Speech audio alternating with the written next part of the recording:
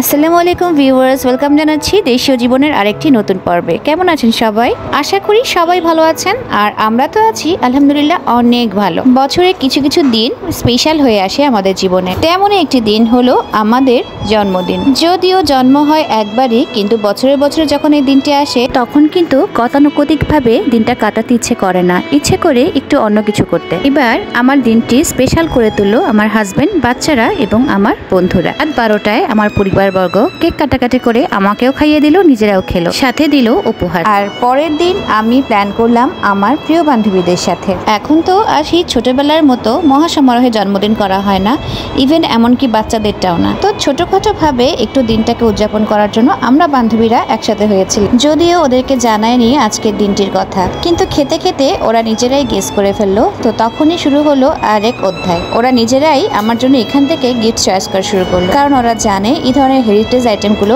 আমার ভীষণই পছন্দ। তো এই তো ওরা বিভিন্ন আইটেম দেখছিল আর আমাকে বলছিল কোনটা নিবা কোনটা নিবা। ওদের কাজ সহজ করার জন্য আমি পছন্দ করে নিয়েছিলাম দুইটা মগ। আমার হাজবেন্ড এবং আমার চা খাওয়ার জন্য ওরা মগ দুটো আমাকে গিফট করলো। তো এই তো এখন এখানে ওরা বিল পেমেন্ট করছে। আমিও টুকটাক জিনিসপত্র কিনেছিলাম, সেটার পেমেন্টটা আমি তখনই করে নিলাম। ওদের এই গিফট দেওয়া দেওয়ি, পছন্দ করা, কেনাকাটা এসব দেখে খুব ভালোই লাগছিল।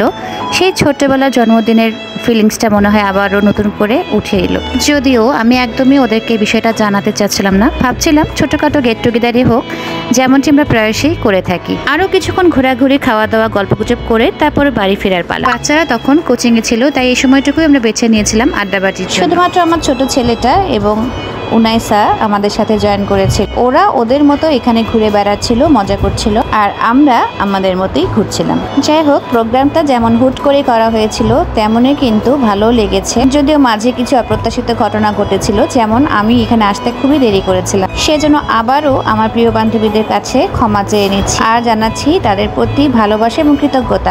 ধন্যবাদ বন্ধুরা, তোমাদের জন্য আজকের দিনটি আমার আলোকিত হয়ে উঠল। ওদের কাছ থেকে বিদায় নিয়ে বাচ্চাকে কোচিং থেকে নিয়ে আসলাম আর আরামে বসে সন্ধ্যার চাটা এনজয় করলাম ওদেরই দেওয়া নতুন কাপটিতে। আর রাতে ডিনারের জন্য তৈরি করে নিলাম ঝটপট বিফ তেহারি, আর সাথে ছিল মাছের কোপ্তাকারি। এই তো এই আনন্দটুকুই আমার জন্য অনেক। আলহামদুলিল্লাহ ভালো মতোই কেটে গেল আজকের এই দিনটি। দোয়াতে রাখবেন সবাই যেন আগামী বছরটাও আমাদের এভাবেই ভালোই ভালোই কেটে যায়। আগামীতে আবারও আমাদের ভিডিও দেখার আমন্ত্রণ জানিয়ে আজকের মতো শেষ করছি এখানেই। দেখা হবে ইনশাল্লাহ নতুন কোনো ব্লগে। ততক্ষণ পর্যন্ত ভালো থাকুন, সুস্থ থাকুন এবং দেশীয় জীবনের সাথে থাকুন। আল্লাহ হাফেজ।